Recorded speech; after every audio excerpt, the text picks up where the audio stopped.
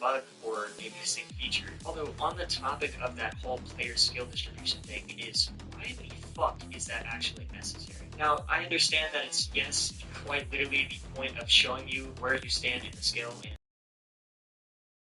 it seems that the game just thinks I'm an Apex predator, because what I seem to have learned so far from my research of old videos, because again, tapping back into what I discussed at the beginning of the video, it doesn't really seem to be new content on the game that I can find, so I don't know how accurate stuff is, although it's supposed to replicate the rank system, so like far left is like Yo, Prince. whatever the rank is, and then everything between, and then at the end would be the top 500, I think is what Apex Pred is. I don't know exactly the ranks, but I know at the very end is Apex Predator. And, you know, me and my friends got into the game a couple days ago, and we just been playing. I played more than them, quite obviously, and for some reason, every time I queue, I'm always on that right side with players. And the players I run into have like 20k badges, fucking 400,000 damage, 3,000 kills, 1,000, with just crazy statistics that I see. And I think to myself, what the fuck am I in right now? I don't know exactly how long I've been playing Apex. Like, obviously I played back in the day, but that was on console too, so it's like a whole different experience. Although, I literally have probably 40 hours into the game. Whenever I got back into the game, it was extremely relaxed. Like, I could go in there, shit on some people, have a good time, and it'd still be a challenge, you know? However, now, it just seems like I just get fucked repetitively, and then eventually I'll get a win. Now, these great people from up against, say, Scalish, yeah, technically it is. Although, it seems that the skill-based matchmaking is fine, probably. Oh, 1.2 million. However, it just seems to be straight up facts. It's nothing personal. It's gotten to a point a few times where I've thought about, like, reverse boosting to kind of mellow out the lobbies and just save my sweaty games for ranked, or at least jumping into ranked for the first time. But I think that the reverse boosting is considered match.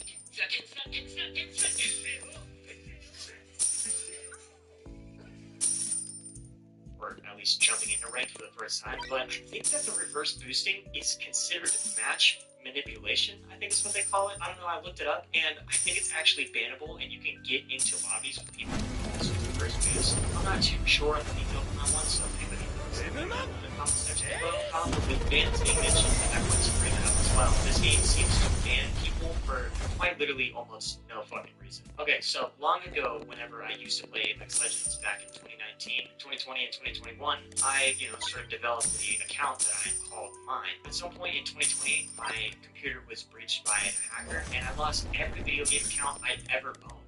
Like, emails changed and everything. Luckily, I got every single account back. Every single, except for EA. Because EA is because my account was breached. The person was Apex logging to hack, and I tried to, make them believe the fact that I was hacking, but they weren't going to. I don't understand why they couldn't just check that my account was breached in the process, like how Riot does. Not sure why they didn't do that, but whatever. And another thing that I want to tag on to that whole ban thing is I actually have a buddy of mine that used to play Apex Legends all the time. They had, I believe, like 2 or 3 heirlooms, so they spent a shit ton of money on this game. However, there is a catch with that person specifically, is they tend to make these very interesting usernames for their Steam accounts. I don't really know any examples, but nothing racially motivated or anything like that. However, the names are quite interesting, to say the least. So instead of following up with a regular punishment, like a username suspension or something like that that Riot has, or even Fortnite, for example, when they just flat out remove your name and you have to change it, they decided to permanently ban this person over a fucking username.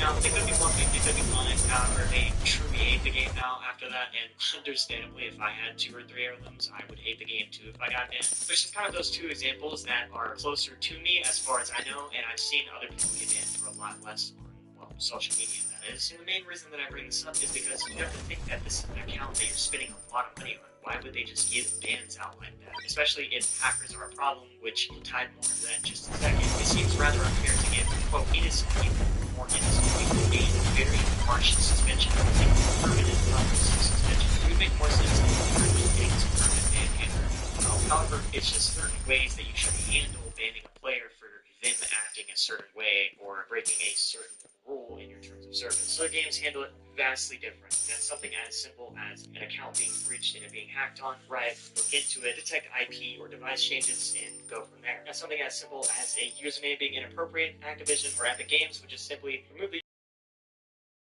for a small or short-term ban and have the player go on their merry way. It's a short, very effective lesson that will tell you, hey, don't make a stupid fucking username and you won't get banned. In exchange, the player learns a lesson, they keep their account, and everybody's happy. You still have another player to spend more money on the game, etc. Now, as for these crazy ban waves that I really tend to see, apparently Apex Legends had, I think, 400,000 players banned or something like that, like not that long ago. I don't remember exactly what this was. I'm not 100% sure if it was 400 exactly, so take it with a grain of salt, and here's a screenshot. And the whole reason I'm bringing this up is because the streets of Apex Legends seem to be a little bit more cleaner than what they used to be, or at least a lot more cleaner. I haven't ran into as much toxicity either, so I guess that's a side effect of these huge ban waves that they're doing, which is a positive, but there's always a catch. There's always a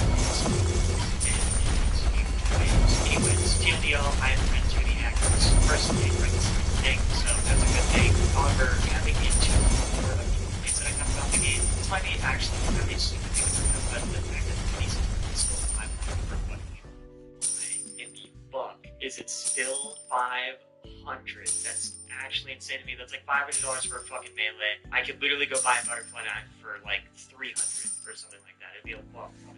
But you get the point. It'd be a lot cheaper to go buy one of those or a butterfly knife on Valorant, or even buying a mythic melee on Overwatch or something like that. Like, there's so many cheaper alternatives for melees. I'm very shocked that they still have this whole system. Now, some of you are probably gonna say, "Fuck you, you're broke. Just get your money up." I'm like 50 packs away from getting an heirloom. Okay, so fuck you first. Second, I'm mainly complaining for the majority of the community and for younger me who couldn't get an heirloom because I didn't even know that there was a pity system. I just knew it was like gambling. Why am I? Just cause. Brother, there's no other reason why I'm using them, just cause. It's cheaper, but I think everybody can agree on that one. Yes, I think so, especially with the Apex packs. Quite literally have. I'm using her for literal fun, my guy. Jesus Christ. I can't use characters for fun? That's interesting. I'm like, oh, cool, like an R99 skin. Hell yeah. And then I'm gonna just slot there. Well, actually, I'd be really happy about an R99 skin. I'm getting sidetracked. I think we can agree on this. But on the topic of cosmetics, I think another quality of life feature is the fact that I can go buy event skins, or at least certain event skins, from the character skin. Now, unfortunately, Walter's missing from each skin. Couldn't see that, don't know why the fuck that's not there. And that shit, like, hey, anyways, yeah, that's really cheap as well. So, the quality of life thing, even in cosmetics. Of course, they still have, like, event pass things where you, like, go buy Apex packs to, like, guarantee an heirloom or something like that. I'm not too sure how those things work, so I kind of stay away from them. I'm sure I could go get an heirloom right now if I really wanted with that. So I'm sure it's great for that specifically. However, not really going to dive into that fully, especially when it's just gamble and then maybe you get lucky. Anyways, another thing that I thought was pretty cool as well is the fact that they have like these little arena modes, which was there whenever I left, but it's cool that they rotate out. I do wish that you could select the modes, but no biggie, at least it's still there, so that's another positive addition, or something that they kept that is. Aside from that, not really much has changed. I do think that the game is a lot better than what it used to, so I'm kind of shocked that the game is, well, and Converse seems like they picking up this like CPD, Steam-specific tracking network, you know what it is. So it makes me beg the question, or at least to myself, how is Apex in 2025? Actually really good, I'm not gonna lie. From what I experienced, top aside, I have not played competitive, and I probably won't, so sorry that I couldn't get into detail from that specifically. The game seems to be better than what it used to be, so I really do think it's worth your time. It's definitely worth mine. Now, personally, I feel like some of you are gonna have a good time until you eventually do super good, and then skill-based matchmaking comes in and fucks your day up. Although it's still really fun fighting the most dirtiest of players. Anyways, with that being said, thank you so much for watching. It's been sick. Peace.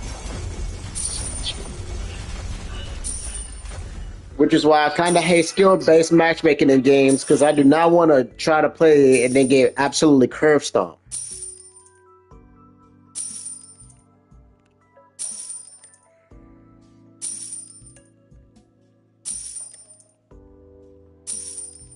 Ladies and gentlemen, come on, man. Come on, man. Huh? You thought you the king wasn't going to speak on the new Drake Rico?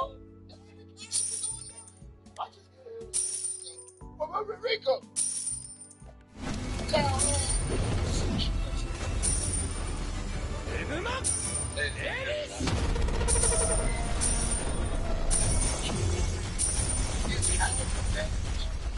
It's that fed up old energy that I love from him. It's that, man, I done seen it all. I done been around the block plenty of times.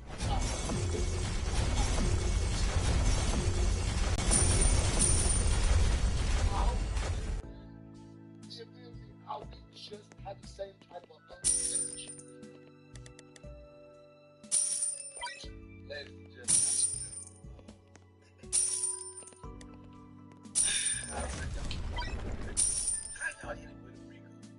this ain't enough.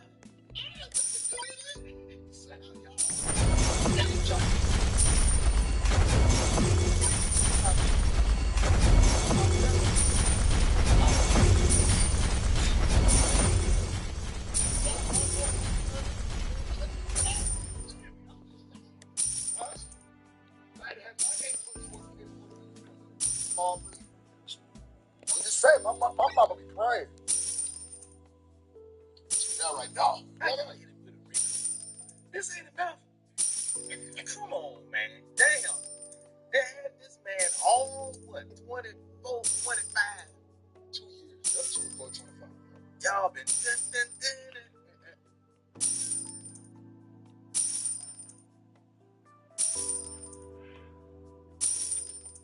That's the best song that's dropped in a minute there, bro. You supposed to just not enjoy it for 2 years?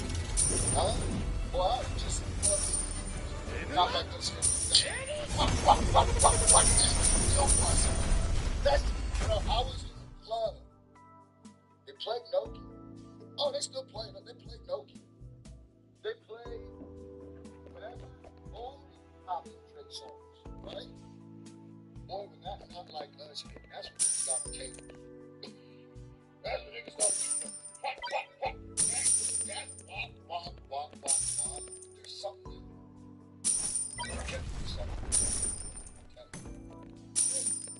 That vocal and that ad-lib.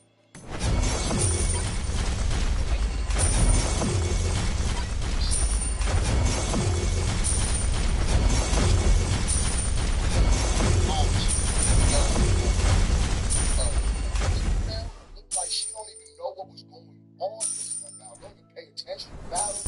Nothing. Her favorite artist is Taylor Swift. Let that A minor. Let that A minor. She's spitting on the bar like she wrote it. You think the big will let you disrespect? I was like, oh my God. Y'all been y'all in his face the whole damn year. 2 years, get it right. Now we just started 2026. I need that just again. Because we did just start 2026. God damn. Now I will say this about this case.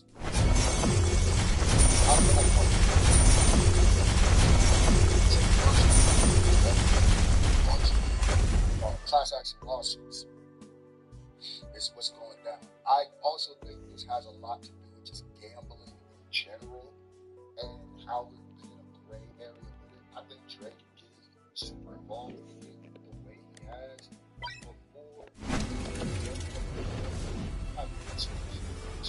Seven up. There it is.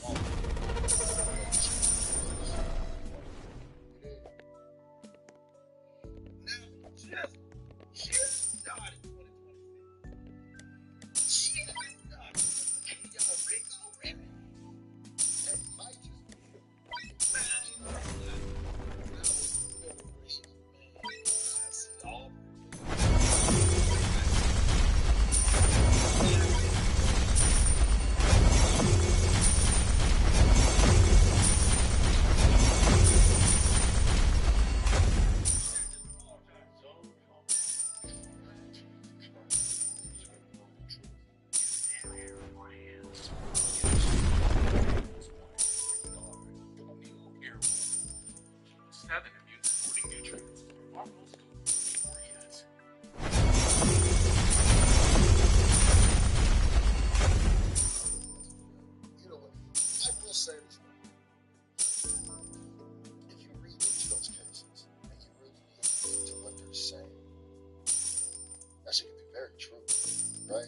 this is, and Drake ain't the only person that's going through issues with this gambling type stuff. Look at the NBA.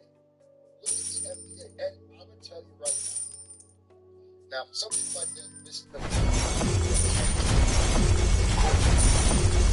I'm sure that's got some parts of how it's done. There it is.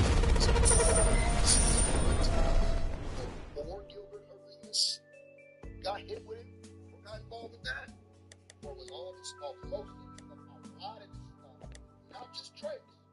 I feel like there are some powers that do not like how gambling infiltrate. Maybe they're making money in a different way before. Maybe that it is very unregulated etiquette. The stuff that the state is doing and how they say state promotes themselves is like a so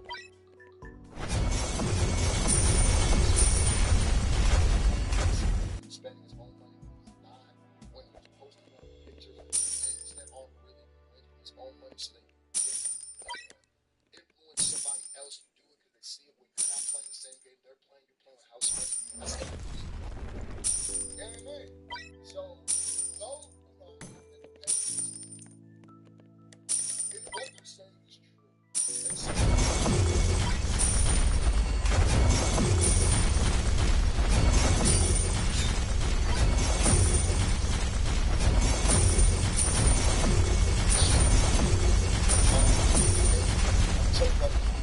don't think like, oh yeah, these things got money. It's nothing. There's going to be repercussions beyond the fines, and the fines are probably.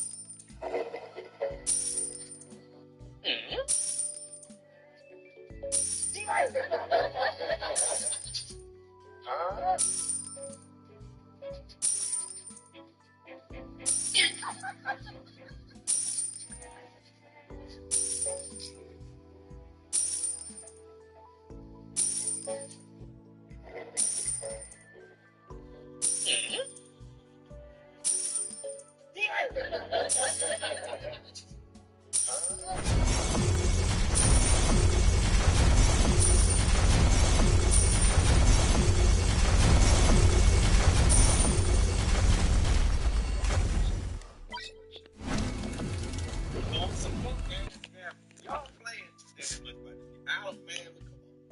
Gambling ruined a lot of stuff, bro. I ain't gonna lie. Nah, man. Go on, get him up out of there, bro. We ain't feeling no. Hell no. Y'all not gonna put that on.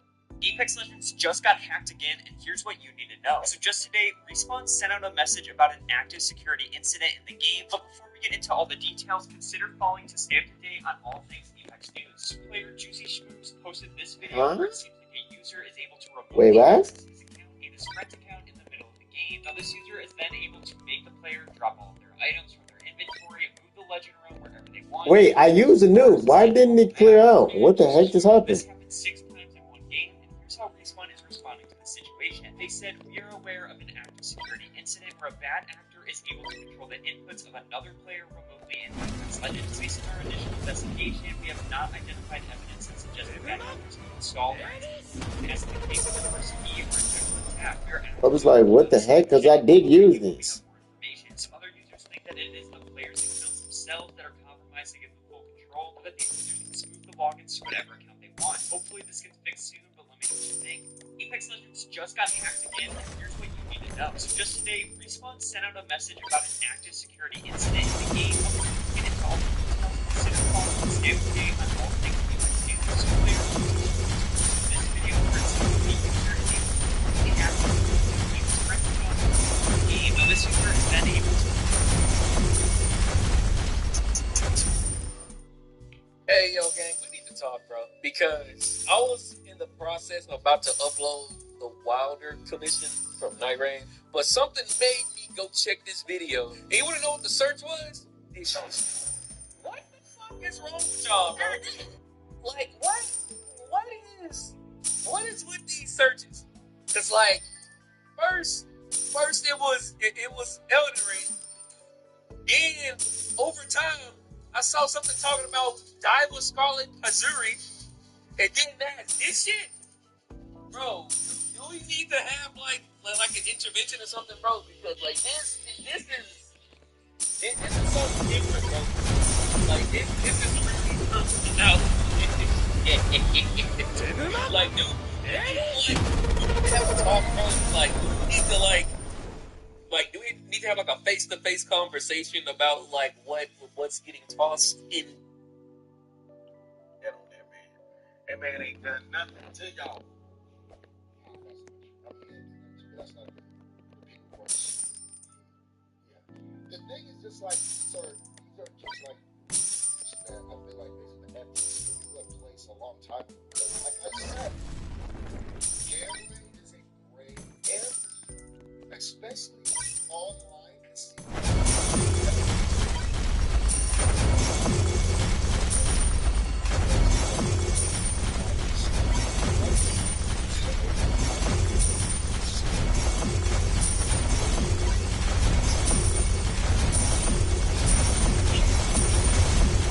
So what become the problem? Aiden is 25. The people watching, for the majority, are younger than him. So if you're pushing something that's illegal to the people that your fan base, at what point do you have a responsibility if they start taking it? Of course, you always got to blame yourself. But most about that time, a lot of people wanted my thoughts on the Batman being a prequel to Teen Titans because Robin is such a beast. I'm not gonna lie, I always hated that because it just makes the most sense. Every villainous version of the Batman had was amped to their fullest. Even Penguin in martial arts is one of the strongest versions of Bane that you will ever see. The Joker was damn near superhuman. Acrobatics and martial arts. Batman and you can't tell me this version of Batman wasn't superhuman. This casually throwing him from Meanwhile, Kid Robin is handling Bane, and he won this casually. Batman needed a suit to beat him, but only makes sense that this is that version of Robin. It's the only explanation that makes sense on why he's casually catching grizzly bears and throwing them, or why he's able to decide for this hard to that big ass couldn't stop this shit with cars. Robin buried that shit in cement with one hit. He's been a monster. Most about that time, a lot of people wanted my thoughts on the Batman being a prequel to Teen Titans because Robin is such a beast. So let's get into it. I'm not gonna lie, I always hated that because it just makes the most sense. This world, every villainous version of the Batman had was amped to their fullest. Even Penguin knew martial arts, one of the strongest versions of Bane that you will ever see. Even the Joker was damn near superhuman with acrobatics and martial arts skills. Batman and Robin once fought their entire rogues gallery, and I'm like, yep, what we see with fucking Nightwing looked like before he came Nightwing. This man was double knee dropping all off of skyscrapers and shit, G.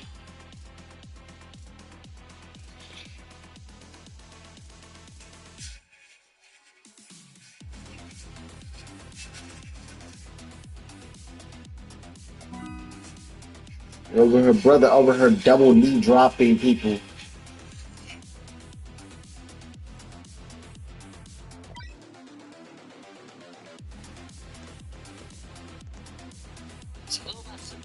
All right, so now I just need one more thing for Blast. I need one more thing. I got everything except for the glasses.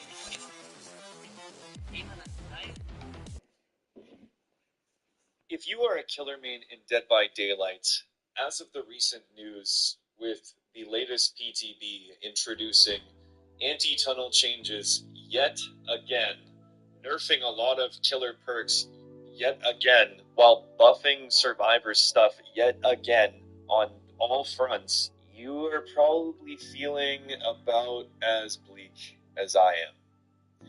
Now, there are a lot of reasons that I can think of why a killer player might quit the game. But, as I discovered via Twitter, thanks to somebody named Ghost Anonymous, posted from the survey that the devs collect, asking why somebody might quit the game, they will ask every question in the book other than why a killer player might quit the game. They do not ask about gen speeds. They do not ask about toxic perks. They do not ask about any of the imbalanced perks that survivors have. So, I took it upon myself to ask my community and to go out of my way to ask other people. Thank you so much to those on the Twitter thread and those in my Discord who answered all of my questions as to why you, as a killer player, might quit or uninstall Dead by Daylight. So we're looking into this, and I'm going to be discussing all of these major points. Since the devs do not want to ask or just simply don't care, I am going to do your job for you and list all of the major reasons why killer players are quitting the game. So, let's get into it. Why killer players quit the game? One of the number one reasons why killers quit the game is quite often they are forced to tunnel. And there's many other connecting reasons why killers are forced to tunnel, such as the gen speeds and stuff like that. But I want to talk about this main point because a lot of killer players actually don't want to.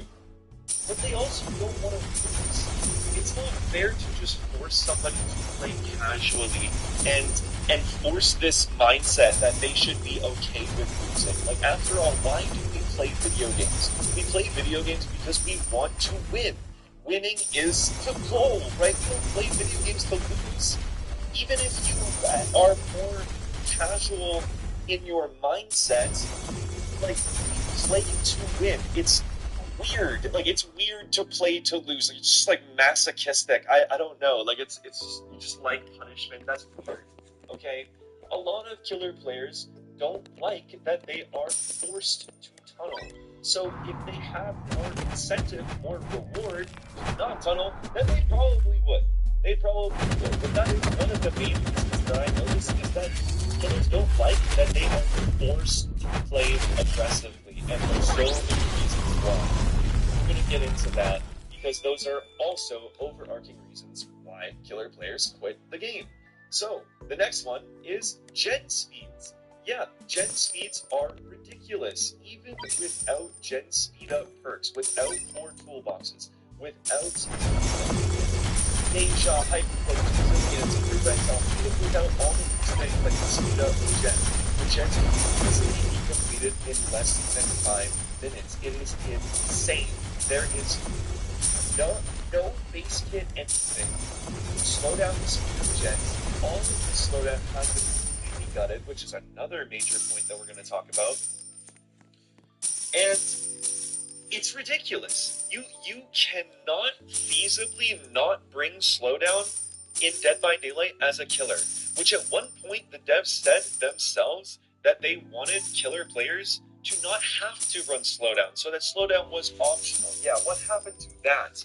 Because as of right now, you just can't. You just can't.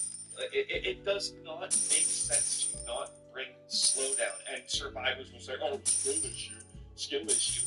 When literally, like, you will see teams with 4 BMPs, and, like, I recently, on a Spirit Witch stream, went against a cheating V, a cheating V, the new survivor, and she was hacking and completed the gens in less than 5 minutes, and I didn't know if she was cheating or if she just gen rushed stuff. Like, how bad is that? That it is difficult to tell if somebody is cheating or not, and this is one of the major things that blows my mind. I think about this all the time. The fastest 5 gens completed is 2 minutes and 34 seconds, and that was set by hands. I lied. 2 minutes and 34 seconds? Brother, that should not be possible. How insane is that? 2 minutes and 34 seconds. That number haunts me. I wake up in the middle of the night and think about that poor Nemesis player or whoever that had to go against that. And the devs themselves said, well, we're introducing anti-tunnel because we don't want, it's not fair if Survivor gets tunneled out in 2 minutes. Well, what about when a killer player has one chase and the gens are done in 2 minutes? What about that? What about that? Why aren't we addressing that? Oh, I guess it's because we don't care.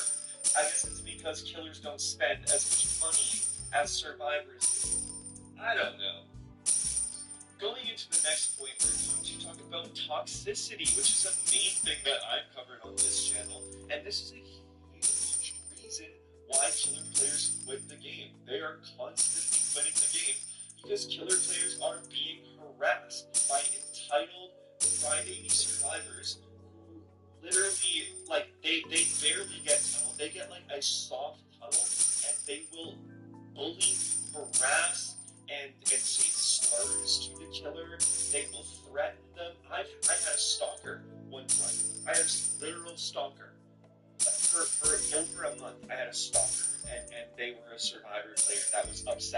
die. It is insane, and the devs are finally caving to these players when these players should just be ignored because these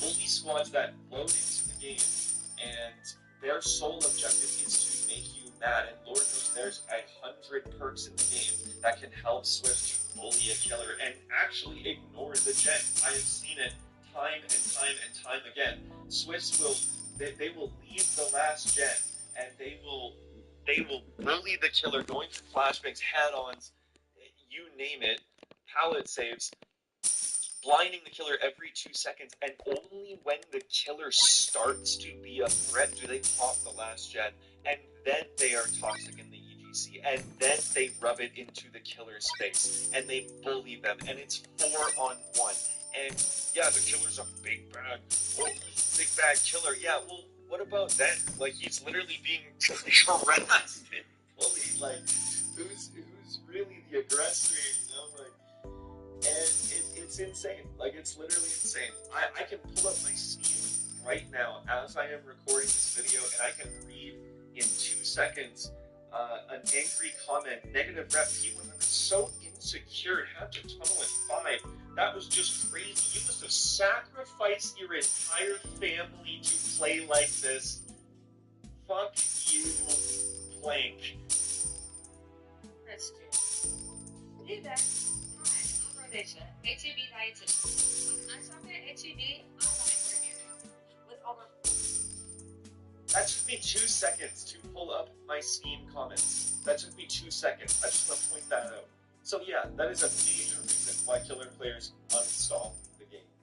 And into our next major arguing point, which is killers having bugged powers for weeks to literal months. I cannot think of a single killer that does not have bugs that affect them in some way, shape, or form that at the very least makes the experience playing this killer or beating them long term a little bit more annoying. There's so many. There's so many. For example, I play a lot of Pyramid Head, but I had to stop playing Pyramid Head because there was a camera bug while holding it too. When you're dragging your sword, then your camera would shake, gave me a headache, and it like overstimulated me. There was a bug with Pyramid Head as well. Excuse me. Register. Your M2 would... The sound wouldn't play, and it was just weird. It was weird. And another thing too, his flicks were bugged. When you went for a flick, it would like be off center, and that was one of the funnest things about Pyramid Head. Houndmaster, for example, Houndmaster being left bugged for weeks to months. Slinger being bugged to the point where you shoot a survivor dead center in the torso, and your chain just snaps off of them. What is that? What about Huntress players who you land a hatchet and it deflects off of their body? What about that? Oh, but don't worry, Huntress players. We'll boost Hawkins for you again. Yeah. Hope you still play. Please give us your money. Like, what the hell? What are we doing? What are we doing? And we're throwing blanket stuff on top of everything, but we're not addressing this stuff. Like, do killer players just not matter? Does the maintenance of killers just not matter? Or are we just gonna keep throwing things on top of them for them to deal with? Overtuned perks on the survivor side. This is a whole can of worms that I won't go into, I guess, but holy, yeah, this is a major reason why killer players uninstall the game. The perk balance on the survivor side is diabolically insane. Like, it genuinely boggles my mind that we have Sprint Burst Vigil, and Vigil recovers you from exhaustion 66% faster, and even after people complaining about it, because it's not fun. It's not fun at all. It's not interactive. Going against a full hold W Swift with Sprint Burst is like one of the most boring things I've ever done in any video game ever, period. And what do? They add ghost notes to the game, which just helps them recover their exhaustion even further. And in this PTB, they made it so that syringes now recover exhaustion. So if you have Blood Rush, and even without it, in a singular chase, you can have 2 sprinters on command. And if you're pre-throwing pallets and able to walk enough, hey, you might get a 3rd one for free. And with Blood Rush, you can have 3 sprinters in a single chase. Like, what is that? And that's just getting started. Playing against DS bodies with unbreakable shoulder. They have perks to counter every situation with the touch of a button, when every single killer perk is you have to win a chase, and it's like based on RNG too. Like the fact that one of the strongest perks that we have for killer is literally based on RNG, and if you load it on Swamp, you just won't get it. Like it's insane. Like it's genuinely insane, and I understand that that's kind of how the survivor role is. Like, it's difficult to give survivors a perk that is completely skill-based because it's more of a team-based game, but giving survivors perks that can literally just win them the game if they're simply running it is just... Calm has everything, except the Ferris wheel. It can't be done. Shield.com still offers everything else in store. Yeah, like selection. Premium brands. More colors. Like, it's just wrong. Oh my god, and that goes into the Shoulder the Burden as well, is one of the most unhealthy perks I've ever seen. It is a free win for survivors and just rewards a massive amount of sloppiness because they can just shoulder the burden. They can take a hook from their teammate who's being tunneled, even though, and it's just, even if the killer is there and is able to down them, it's just a free extension of time. It's just a free extra 70 seconds before the survivors feel any threat of somebody being dead. It's insane. It's genuinely insane. The comparison of survivor meta to killer meta. There's 3-4 perks to choose from. In terms of meta as killer, what is going to work? We have Eruption, DMS, which got nerfed. It's not even as good. We have Pain Res, which is so bad on its own. No Way Out and Corrupt. That's the strongest perks, And you still will have survivors well, you have NOED. Actually, you have NOED. I don't want to hear about NOED. Okay.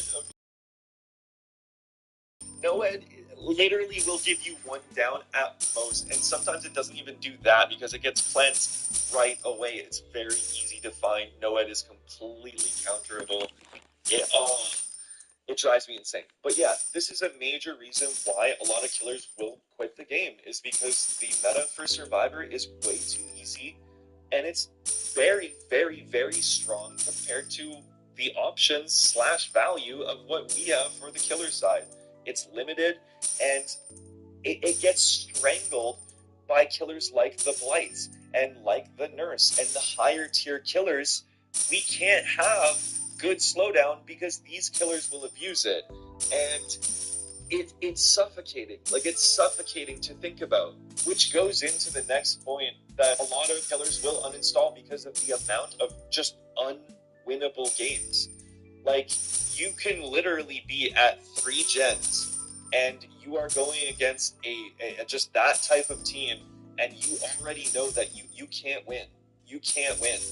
I did a game of Oni on Disturbed Ward with the pallet density update, and I just got free dropped into oblivion. Literally just free drop from the start, and I would break chase. I would try and chase somebody else. They would pre-drop, and every pallet with the pallet density update is so strong, I couldn't do anything, and I knew at 3 gens it was over. It was over. I was not going to win this game.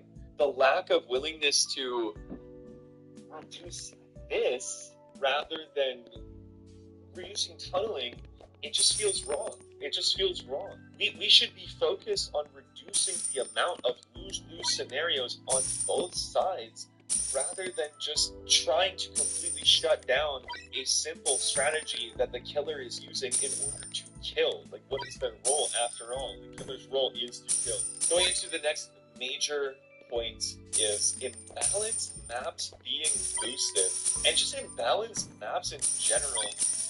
Why are we boosting Hawkins? I was talking about this earlier, but Hawkins being boosted, Adam being boosted, with how imbalanced a lot of the maps are in Dead by Daylight and how certain maps can really hinder certain killers, why are we boosting maps in general? Like, the only maps, in my opinion, that should be boosted are maps that are, like, kind of more neutral, like they're more balanced, like Bull Tower, or, I don't know, Rotten Fields, Wrecker's Yard, like stuff like that. Like, these are the only maps that should be boosted, and even then, nobody's gonna like that. Like, variety is one of the only reasons that people are playing this game, and we're boosting Hawkins? Like, I was getting into Oni for a while, and I love Oni, and they were boosting Hawkins, and it was like, it felt like the devs just didn't want me to play Oni or something. Like, I don't know. If you play Oni, like, you know it's so bad for Hawkins, like for Oni. The next major reason is the palette density, which I was already talking about. The palette density feels so gross. It just feels disgusting, and with the already overwhelming amount of Scrippers, Vigil, Windows gamers who will press Shift and W the second they hear a heartbeat and pre-drop every palette within a 20-mile radius. But I don't need to be, you know? All you do when my friends do it, or on the weekends. I'm never in school. I mean, usually. God, this is horrendous. Because you need 4 things for this man. This is horrendous. And they didn't even put, like, getting the items in the shop. Wish they could have made a shop for this. But yeah, this is downright horrendous. Jesus Christ. Say you owe me money. In Spanish, it's me debes dinero. Repeat after me. Me debes dinero. How do you say shut your mouth? Giving them more palettes just feels wrong. Like, there is a time where you should be greeting and you should be thinking about the resources that you are depleting. Even a killer who can chew through palettes, such as Nemesis or Bubba or New Myers, for example, on some of these maps, you can literally just get pre-dropped and just lose the game. And you can't mind game a lot of these palettes. Again, Disturbed Ward is disgusting for the palette density versus how safe or unsafe these palettes are. They're all safe. They're all safe. So the palette density update is just something that has further created a canyon-wide gap between the lower tiers and the high-tier killers. And we're throwing base kit anti-tunnel on top of that. It feels like a funeral for these killers, for the lower tiers, for killers like Onryo, for killers like Skull Merchant, for killers like Ghostface. Like, this feels like a fucking funeral. Like, we're just putting the dirt on them. Like, goodbye, no one's gonna play you again. Goodbye. Like, oh.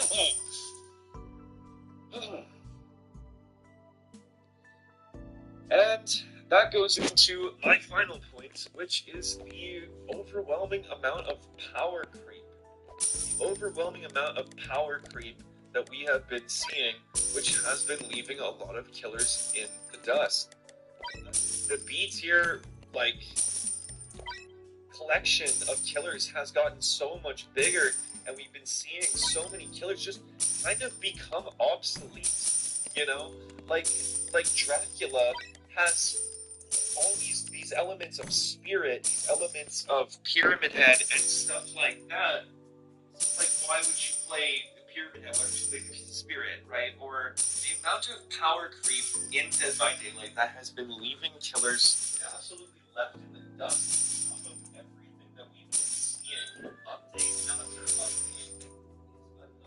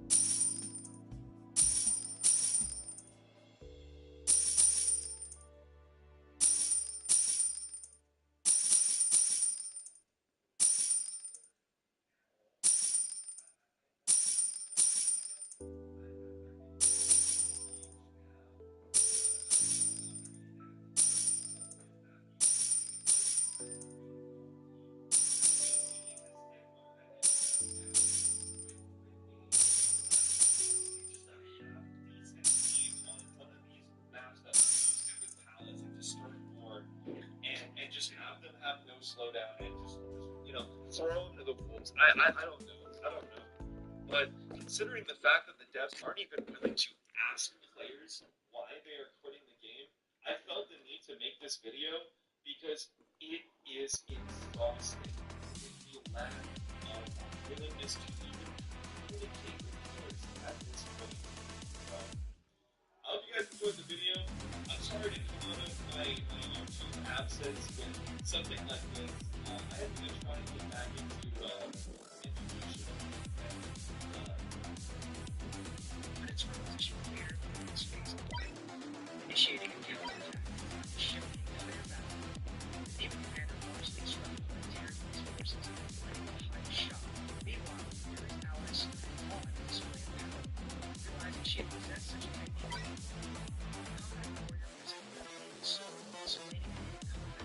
during battle, she used the item menu to discard her weapon, allowing its properties to merge with the next one she equipped. Her opponent reacted with confusion as she revealed that discarded weapons could transfer their attributes mid-fight. With this method, she maintained her sword's strength while inheriting the boomerang's wide range effect. A powerful shockwave erupted from her strike, sending enemies flying as the combined ability overwhelmed the battlefield. He calmly faced the Beastman, her confidence unsettling him as he questioned the strange weapon technique she used moments earlier. Instead of retreating, she advanced with steady determination, refusing to let her opponent escape the confrontation. Her stance shifted as she prepared for a series of clashes. The status of the demon reached its third weapon. A sudden realization struck her. Her attention turned fully toward the sword. This was safe. This remains true.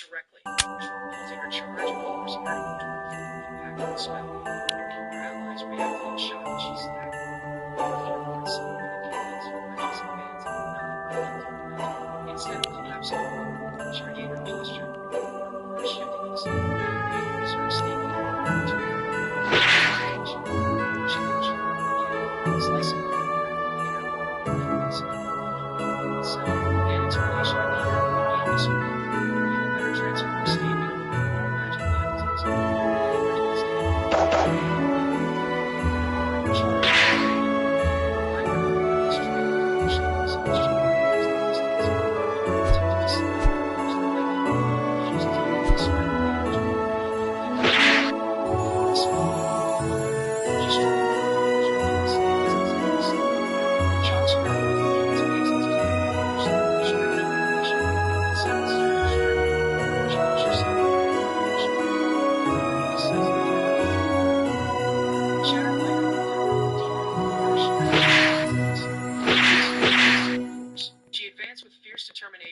scolding him for causing chaos in a peaceful town, refusing to accept his attempts at justification. Her next blow landed cleanly, sending him reeling as she declared that she already knew his true identity as a mere mid-boss. The demon roared in disbelief, trying to counterattack while she pressed forward without hesitation. Her momentum finally overwhelmed him, driving his body into the ground as the battle reached its decisive end. The warrior breathed heavily after the battle, relieved that she had managed to protect both the people and the town. Her companions rushed toward her, grateful for her efforts. Seeing them safe strengthened her sense of accomplishment, confirming that her struggle had been worthwhile.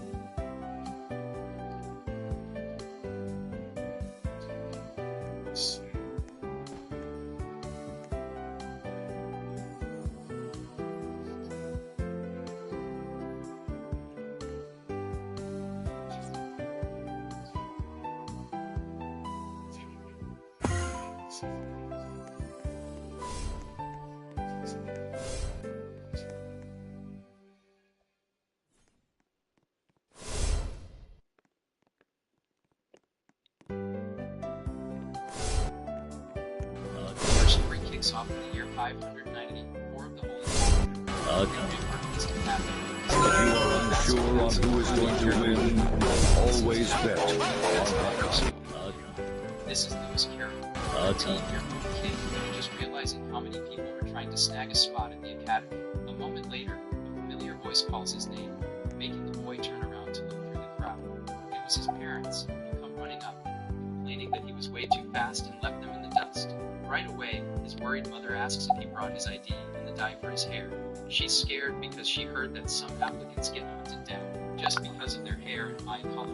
Hearing this, the boy's father tries to calm Lucila down, saying that magic is the only way out of their predicament. He explains that in the Northern Empire, this is the only academy where commoners can even take the entrance exam. Because of this, the Kandria Arcanist Academy has become the greatest hope for our MC's future. As one of the 10 great academies, this elite institution was founded by the royal family itself. There, the greatest Arcanist masters in the Empire teach students the magical arts. On top of that, other forms of power are also mastered by the students who train on the grounds. Over the last 10 years, many guardians from non-noble backgrounds have risen to protect the Empire. Thanks to this, the Academy became famous, since most of these heroes were its graduates. Lewis Carroll's father smiles, saying this is the perfect place for his son to finally learn magic. Lucila immediately agrees with her husband, while our MC declares he's going to become a great master. With a determined look, he reveals he's going to get stronger to take the orphanage back from the church. Hearing her son say this, the woman is completely taken aback, at a total loss for words. Julian consoles his wife, who feels like a terrible mother, but he comforts her, saying she already does so much. RMC thanks his mom, telling her he's only alive because of her care. From there, he remembers his past life, where he dreamed of being the greatest fighter with his mere asshole. He got stuck with a respirator and in a wheelchair.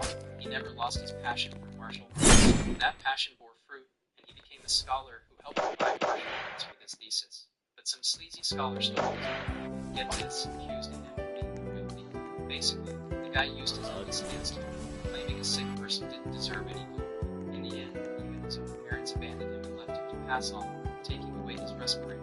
In his final moments, he wished to live longer and have a healthy body with a family that loved him. And his wish came true in the year 90 of the Holy Calendar, in the city of Mantia, in Empire. Back then, someone asked Luciela if she was really going to take in that child because of his hair. At that moment, the baby wondered where he was. While another nun worried, but Luciela says the child is innocent and adopts him, naming him Lewis Carroll. Back in the present, RMC reflects happily, because now he has a healthy body and a family that loves him. Suddenly, an arrogant noble shows up, shoving his mother and yelling for her to get out of the way. Her son concealed on the ground, and her son and husband immediately rush to help her up. The guy scoffs at Lewis Carroll's dream, saying it's impossible for a commoner to become a grandmaster. Hearing this, Lewis gets furious and glares at the noble with a look of pure rage. The noble, disgusted, says he'll touch a commoner and hopes his luck doesn't run out. RMC is seeing red and gets ready to throw down with the guys, but his father grabs his arm, reminding him to focus on the exam, which is about to start. Lewis tries to resist, but his father's grip is firm, stopping him from moving forward. His mother also scolds him, asking him to hang in there, since he promised not to cause any trouble. At his parents' request, he calms down and reluctantly. With that, he apologizes to Lucia. The nobles walk away, calling the situation a buzzkill, and go to get their numbers. Just then, the crowd parts for an important-looking kid who arrives, drawing everyone's attention. This is Peter Raymond, the heir to the powerful rank of shiny Lewis Carroll glares at the nobles who bothered him with hatred, promising they'll have to deal with him later. He then turns to his worried mother and assures her he'll be fine and will pass the test. Unsure on who is going to win, always bet on Hakan. He proclaims he's going to learn magic and show everyone, while the nobles mock him. He then runs with determination toward the exam. Because of this life, he vows to be the strongest. All of this so he can protect what is most precious to him, his new, beloved family. His parents watch him worried, because out of 20,000 applicants, only about 30 make it through. But Julian remarks that his adopted son is the most stubborn person he's ever met, and when Lewis decides to do something, he just goes for it, and their job is to support him. RMC arrives at the exam hall with Suddenly, a man descends from the sky, announcing the start of the 160th entrance exam. He introduces himself as Aronian Smith, the powerful headmaster of the academy and the exam supervisor. The crowd is stunned by the Grandmaster's presence, while Lewis thinks about the world's 6 power ranks. The power ranks are divided into apprentice, fighter, master, grandmaster, sage, and finally, saint. That means RMC realizes the headmaster is from the 3rd highest class of the world's elite. With that, Aronian points to a staircase and says the first test is to climb it. The headmaster reveals that the passes for the exam are located right behind the upperclassmen guarding the path. He explains that there are 1,000 passes in total, and only those who are out will continue. One of the upperclassmen then warns that when the passes run out, the test will end for everyone. With a shout of begging, the crowd of applicants rushes desperately toward the staircase. A few hasty guys run ahead, shouting that they'll be first and that the test is a piece of cake. At the top of the stairs, an upperclassman grins sinisterly and welcomes the examiners. From there, he unleashes a terrifying red aura and yells for them to welcome to heaven. A wave of power distorts the air and hits the group that was running in front headlong. The applicants who thought they were the best are caught completely off guard and terrified by the attack. A moment later, several of them are sent flying as their disqualification papers are announced. The other applicants are in shock and recognize the upperclassman as the minister's son. Meanwhile, Lewis Carroll watches everything calmly, sensing the purity and intent coming from the attack. The applicants are totally confused, wondering if that was really an attack. RMC walks calmly forward and explains that it wasn't a real attack. Seeing this, the calm Lord Sheath takes a step forward with a look of contempt. The noble comments that anyone who was there would have surely fainted with fear by down because of his powerful arm. Sheath is surprised and says Lewis Carroll seems to have some guts for still standing, but he adds that there are plenty of talented people there, and no room for a commoner. Unfazed, our MC continues to stare down the upperclassman with a challenging look. Faced with that attitude, the noble decides he's going to teach the kid a lesson. From there, he focuses his power and launches a direct attack to make the boy kneel. The other applicants feel the crushing pressure and scream that they can't breathe. While everyone else hits the floor, Lewis Carroll remains standing, unaffected by the aura. He then asks if this is all of Sheath's killing intent, saying it only scares regular folks. In that moment, Lewis remembers the terrible things he's faced in the past. For someone trained like him, that pressure was nothing more than child's play. With that, he remembers he's faced real monsters, so Sheath's pressure is useless. With a cold, focused gaze, our MC prepares to counter the upperclassman's attack. Unlike Lewis, the tough guy noble seems to have never faced real danger in his life. Our MC smirks disdainfully and says that this intimidation attempt won't work on him. From there, he lunges forward with incredible speed, shattering the upperclassman's energy barrier. Lewis moves like a bolt of lightning, passing through Sheath's aura as if it were nothing. His face contorted in fury, he prepares to show these nobles what real power is. He then yells that he'll show them what true killing intent feels like. A powerful blue orb explodes from his fist. The other applicants are completely floored by the display of power. Sheath is frozen in fear, feeling the crushing pressure coming from a mere commoner. Lewis's fist stops inches from the upperclassman's face, who can't even react. A moment later, our MC stopped his punch, making a powerful impression. With a cold glare, Lewis observes the fallen upperclassman, showing his superiority in combat. Sheath is panicking, unable to believe what he just saw. The other nobles' jaws are on the floor, as they can't believe the kid withstood that without using magic. Not caring about the commotion, our MC simply walks past the fallen upperclassman, saying he's moving on. For a limited time, get a $100 Visa prepaid card with Optimum 1 gig internet or above. Get Optimum. But so yeah, moving on. From there, he calmly reaches the board where the passes for the next phase of the exam begins. With that, his hand reaches for a pass, securing his spot in the next stage of the selection. Seeing this, Sheath gets up, absolutely furious, and screams in rage for being humiliated. He refuses to accept defeat and launches a powerful magic attack at the boy's back. Lewis Carroll spins around quickly with his arms, but our MC manages to block the magic, creating a shockwave. Sheath is in disbelief, unable to accept that a commoner stops his attack without magic. Headmaster Aronian appears and announces that the boy has passed the test, but Sheath complains that he's a commoner. Aronian then explains that the academy treats everyone equally, because in the face of monsters, there is no difference. By this lesson, Sheath falls silent, and our MC thanks the headmaster for his intervention. A moment later, he congratulates Lewis Carroll for passing the first phase of the exam, but the headmaster looks at the boy's hair and comments that its color is a bit concerning. Aronian's concern hangs a cloud of suspense in the air about Suddenly, Aronian's hand touches the boy's shoulder, catching the vessel. He then says that he prepare a potion to hide his unique.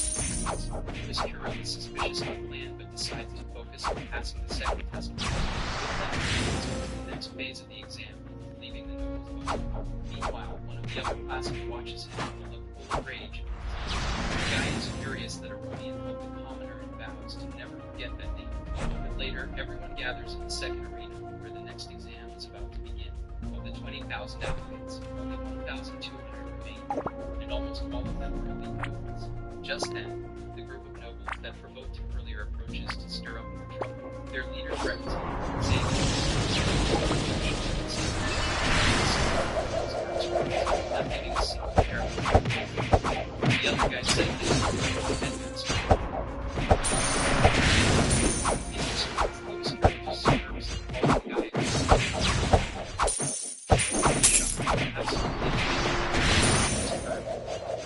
Lewis Carroll, with a mocking smile, says that the Grand Master has much better judgment than they do. This infuriates the noble, who threatens to knock our MC down with a punch right in the face. But Lewis just smirks, showing not an ounce of fear in the face of the threat. The guy's eyes glow with rage, showing he's not messing around and is about to attack. A moment later, he lunges forward with everything he's got and throws a punch straight at our hero's face. Even with the punch coming, the boy remains calm and analyzes his opponent's movement. From there, he stops the noble's punch using just 2 fingers with absurd ease. In a swift motion, our MC counters and lands a direct hit on his opponent. The noble panics because his body simply won't move at all anymore. Lewis then reveals that he used a martial arts technique to paralyze the guy's meridians. The impact of the blow sends the noble's body flying across the arena. His friends despair and shout for their companion, who is so easily defeated. The boy hits the arena floor hard, kicking up dust and startling the other applicants. One of his friends is also knocked down by the force of the impact, while the other runs to help. The noble lies on the ground in a lot of pain as his friend worriedly asks if he's okay. The fallen noble complains desperately that he can't feel or move his own arm. With that, he accuses our MC of using poison and approaches and calmly explains that it wasn't poison, but martial arts. He says he was holding back at his mother's request, but his patience has a limit. With a serious look, the boy states that only those prepared to take a hit can throw one. Suddenly, a hand grabs his wrist, stopping him from continuing the fight with the noble. It was Kane Aranka, who stops him and reminds him that they are in the middle of an important exam. The hero then asks if our MC doesn't mind being disqualified because of the fight.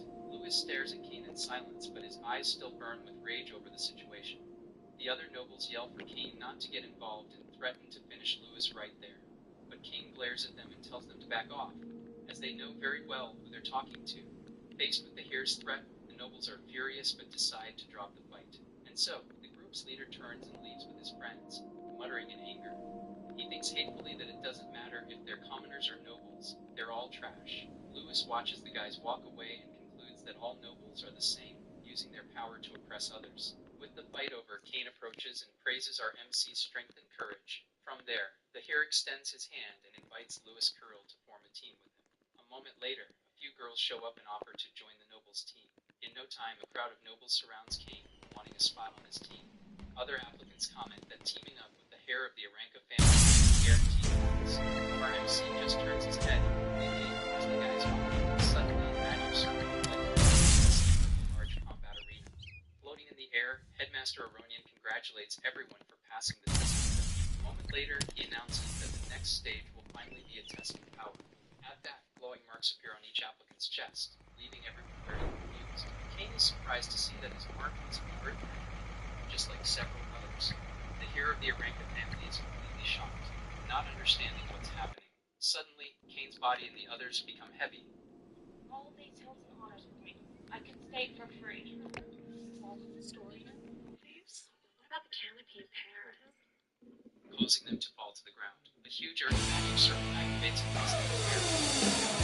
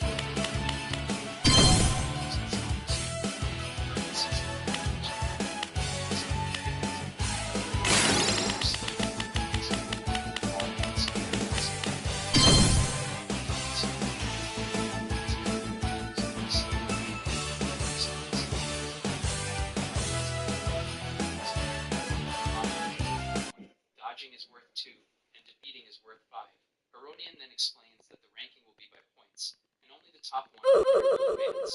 Our MC understands that the competition will be tough to be among those who pass. From there, giant slimes start shooting smaller globs as if they were projectiles. Some applicants think the monsters are silly and believe it will be very easy to defeat them. One of the nobles gets excited and prepares to score his first 5 easy points, so he runs with his sword drawn to attack the small little creature. But suddenly, the creature gets a very annoyed look on its face and prepares to attack. From there, the slime shoots off like a cannonball toward the Takiana. The noble is completely shocked, as he didn't expect the monster to be so fast. With that, his sword shatters, and the blow hits him square in the face. At the same time, another applicant screams right as one of the slimes flies toward him. A moment later, the guy is hit hard and sent flying by the force of the impact. The other examinees panic as they see the true strength of the small creatures. One of them yells for everyone to be careful as more slimes fall from the sky. As a result, several applicants are hit by the attacks and fall to the ground defenseless. The arena turns into utter chaos, with monsters attacking from all sides without stopping. While the fight rages on, proctors jot down the scores of each participant. A woman informs Ronian that the masters of the Aranka and Durahan families are amazing. Because of this, she believes a new world record might be broken this year. But another proctor comments that there are also excellent commoners, like the boy he helped. Ronian smiles and says that Louis Morel is interesting and might surprise everyone with his test. The proctor notices that for now, our MC is just observing the fight.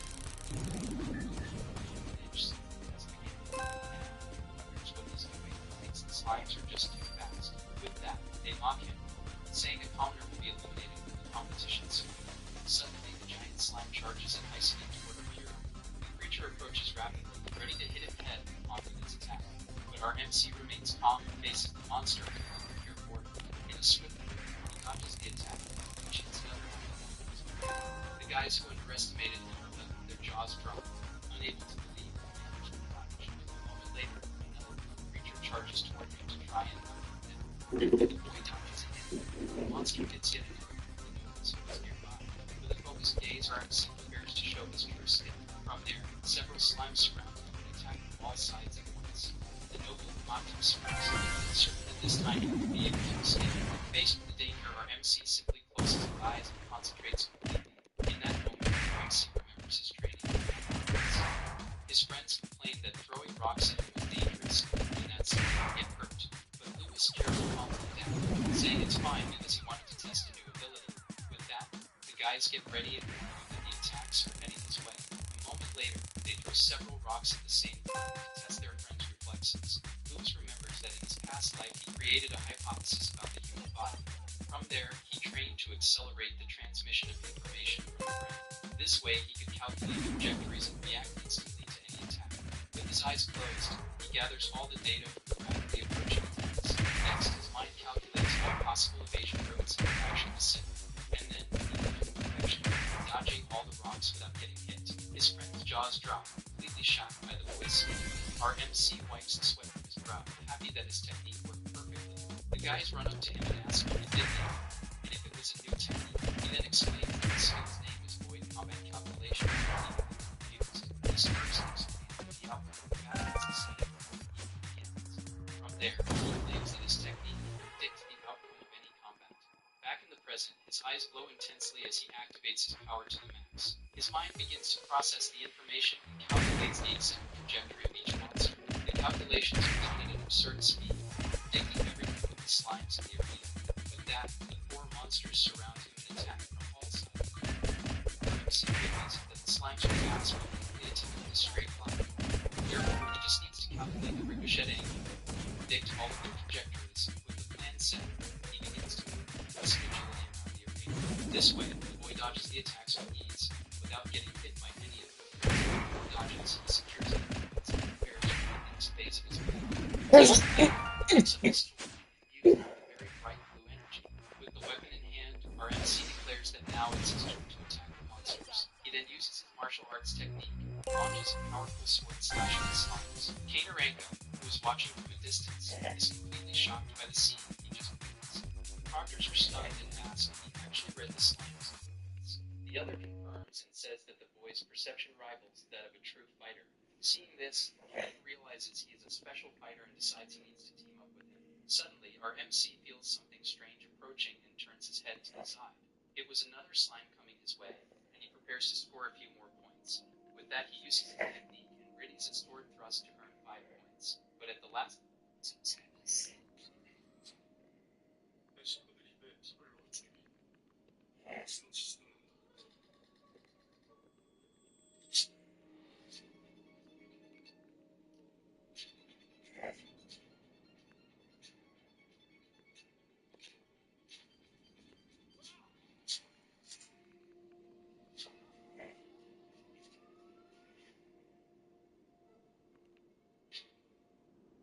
Paul Prince Juice. Hey guys. Hi, I'm Rhodacia, HEB dietitian. When I shop at HEB, I buy organic. With Second, another blade pierces the creature right in front of him, stealing his points. Louis Kirill is furious and glares at the noble, asking if he stole his kill on purpose. King Aranka just smirks and confirms that yes, he did steal it, without showing a hint of shame. From there, he says he didn't steal from our hero and swings his sword quickly. With a precise movement, the hair perfectly slices the creature in half with his blade. Meanwhile, the other applicants continue to fight desperately to score some points. The noble then points to the other fighters and says he actually stole their points. A moment later, he introduces himself as Kane and invites the boy to steal points together. But our MC just stares at him with a bored expression, unimpressed by the proposal. Kane explains he just wants a good ranking and proposes a competition to see who gets more points. With a challenging look, he asks our MC to show off his full power already. Louis Kirill smiles confidently and accepts the noble's challenge without a shred of fear. From there, he grips his sword firmly and prepares for the point competition. But the boy raises the stakes, saying the loser will have to obey the winner in everything. Seeing this, one of Sheet's archers gets furious seeing the two teaming up in the arena. He then comments that with all the chaos, this is the perfect chance to take them both out. The noble who humiliated our MC earlier smiles menacingly, agreeing with the plan. Just then, a slime flies toward the archers, who prepare for the attack. A moment later, the group's leader gives the order, and they aim their bows at the boys. Meanwhile, the two fight side by side, protecting each other from the slime attacks in the arena. Our MC blocks one of the monsters with his sword, shielding Kane from the attack. Suddenly, a shower of arrows flies toward them, catching the duo by surprise. The arrows hit the ground and cause a massive explosion that kicks up a lot of dust. Kane is completely shocked because Louis protected him and took the full brunt of the attack. The noble archer smirks maliciously and celebrates, certain that he hit his target, but our MC just gives a little smirk, showing no concern about the attack. Seeing this, the archer is completely stunned, not understanding what just happened. The dust settles, revealing Louis Kirill, who caught the arrows using just his bare hands. The noble's jaws drop as they wonder how he managed to react so quickly. King Aranka approaches and asks if he's okay, calling the guys trash for playing dirty. The leader of the archers is enraged by the insult and orders his men to aim for the hair. From there, he uses a technique and radies a double arrow with a dark and powerful to fly at high speed toward the hair of the Aranka family. Kane scoffs at the attack and uses his sword to deflect the arrows with extreme ease. But he doesn't notice that the arrow with the malicious arrow was hidden right behind the other one. Suddenly, the hare senses the threat and turns around, startled by the real danger. A moment later, the sound of the attack echoes through the arena as blood flies everywhere. Kane is shocked because our MC jumped in front and stopped the arrow with his hand. Kane looks at the boy's injured hand, but Louis says that he is their real target. The proctors comment that the attack was malicious, and one suggests disqualifying the archers. But Aronian says there's no need, as they'll lose anyway, and orders them to prepare healing potions. Back in the arena, our MC turns and confirms that the noble's name is Louis Kane. With a grin, Louis Kirill